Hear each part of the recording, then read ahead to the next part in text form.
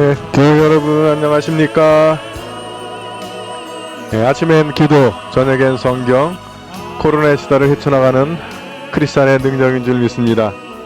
네, 오늘 하루 어떠셨는지요? 좋고 기쁜 일이 많았으면 하나님께 감사와 영광을, 어려운 시간을 보냈으면 그 고난을 통해서 나를 성장시키고 나를 이끄시는 주님의 뜻을 묵상하면 기쁜 일이든 힘든 일이든 다 주님 안에서 은혜로 결과맺는 줄 믿습니다. 오늘은 레위기 12장인데 12장부터 22장까지 내용들은 그 위생과 관련된 내용들, 정한 것, 부정한 것에 대한 이야기입니다. 그래서 조금 묶었어요. 그래서 오늘은 12장부터 15장까지를 묶어서 함께 나눠보도록 하겠습니다.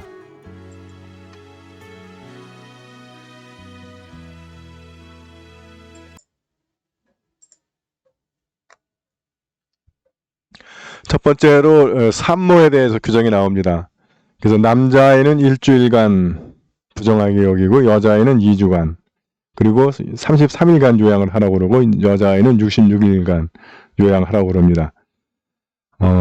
왜 여자아이는 여자아이를 낳으면은 남자아이의 2배를 해야 되는지 성경은 설명하고 있지는 않은데, 이걸 또 교회도 그랬지만 그 페미니스트들은 성경에 나오는 남아선호 그리고 차별이다라고 이야기를 하는데, 여러분 이 당시에는 여자들은 인권이 없어요.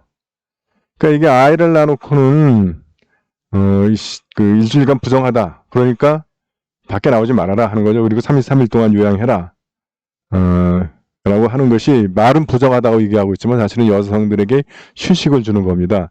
특별히 여자아이를 낳았을 경우 남아소서 사상 사회에서 그 산모가 얼마나 그 사람들에게 눈치가 보이고 그 어려움을 겪겠습니까? 그래서 기간을 두 배를 주는 것 같아요.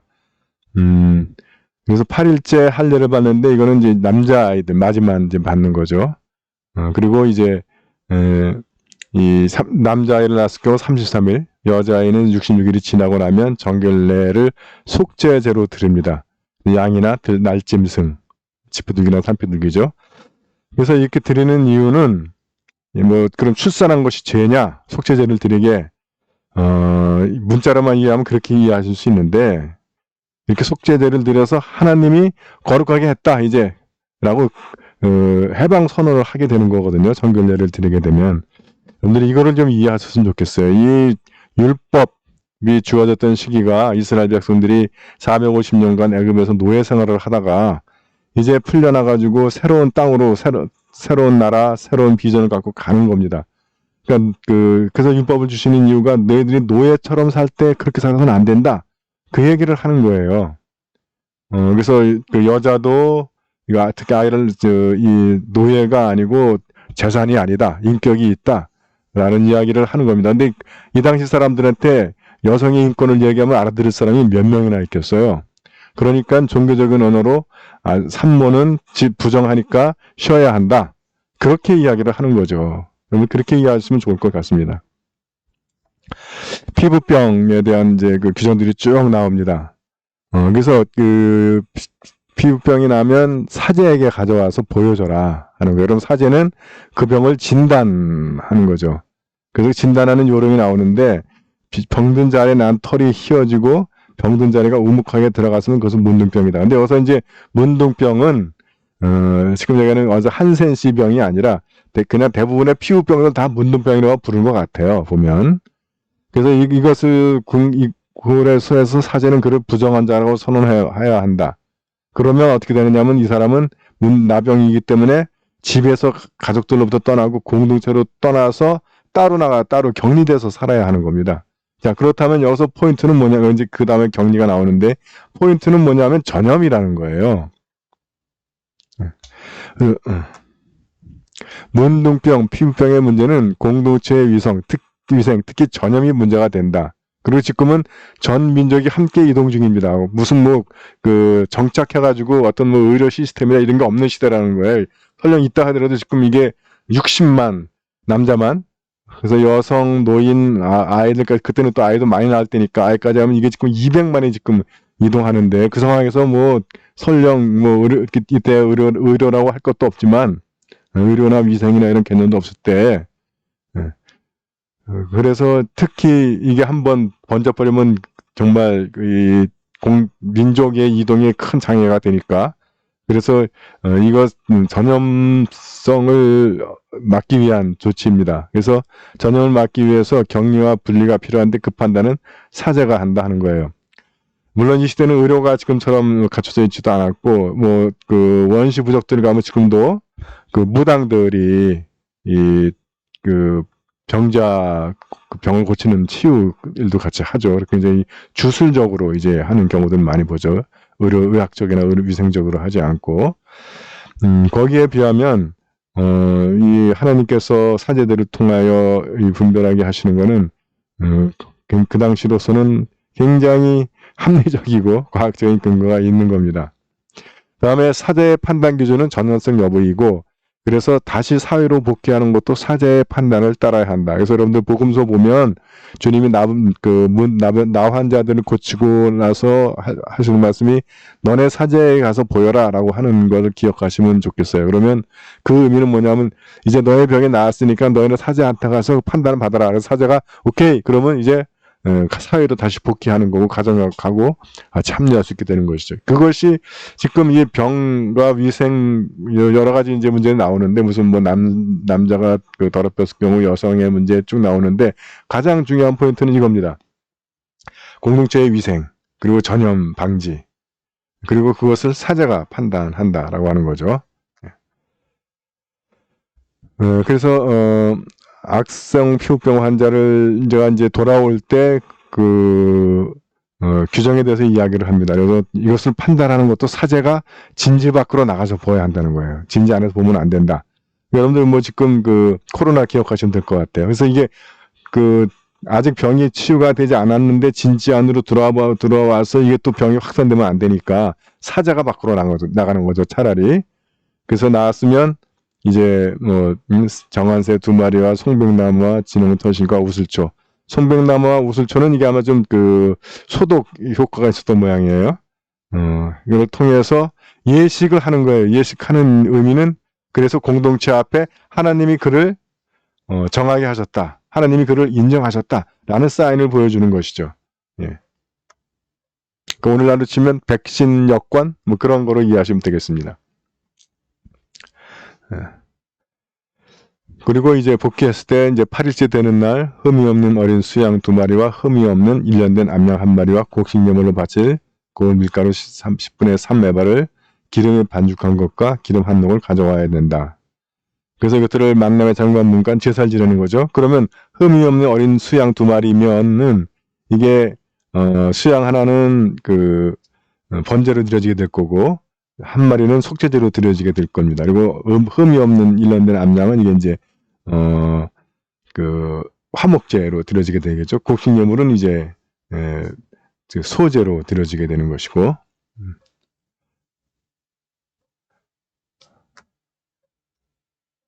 예, 그래서 굉장히 많은 내용이지만 그것들을 일일이 다 살펴보기는 좀 시간적으로 그렇고 내용적으로도 그렇게 반복이 많으니까 중요한 포인트만 이렇게 잡았습니다. 그래서 결국 이 율법의 3가지 기능이라고 얘기를 해요. 하나는 종교적 기능, 두 번째로 사회 정의 기능, 세 번째가 위생적 기능이라고 얘기하는데 결국 위생적 기능에서는 물론 사제는 의학 전문가들은 아닙니다. 근데 뭐 그 시대에는 그럴 수도 있어요. 그래서 사제가 일단 공동체의 위생과 전염병 방지 그리고 그 필요에 따라서 격리시키고 그다음에 그 사람을 복귀시키는 것까지도 감당을 한다라는 거예요. 자, 그렇다면 오늘은 살아가는 우리에게 있어서 사제된 교회, 크리스찬들은 이 공동체의 어떤 기능을 담당해야 되느냐? 물론 뭐 의학적이고 위상적인 부분들은 뭐 이제 따로 전문가 그룹이 있으니까 교회가 그것까지 할 필요는 없습니다. 그러니까 마치 병 걸렸으면 기도하면 낫는다고 해서 병원에 갈 필요가 없다라고 하는 그룹들도 있는데 그거는 하나님의 뜻을 잘 모르는 겁니다.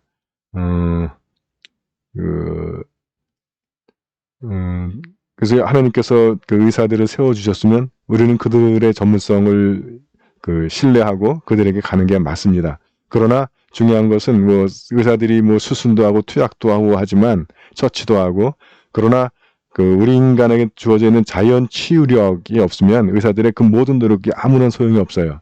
그러니까 결국 본질적으로 치유는 하나님이 하시는 겁니다. 그러니까 믿고 보내셔도 되고요. 의사한테 기도 안 하고 의사한테 갔다고 믿음 없는 거 아니에요.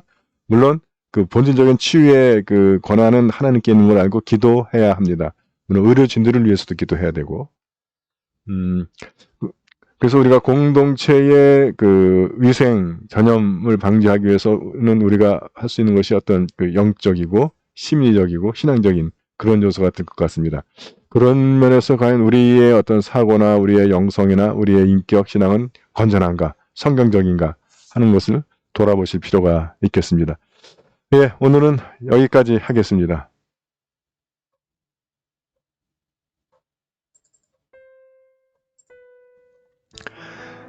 이제 부활절하고 성령 강림을 향해 갑니다. 그래서 마지막 그 찬양은 성령의 비가 내리네는 그걸 골라봤습니다. 조금 길긴 한데 그래서 다 듣지는 않을 건데 여러분들 그런 그 교회력을 생각하시면서 찬양을 감상해 주시면 좋을 것 같습니다.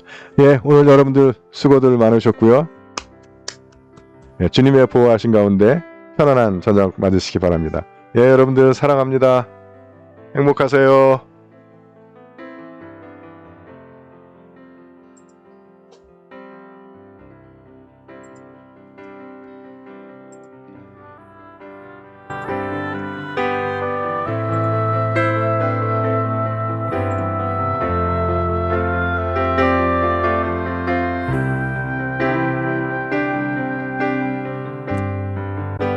성령의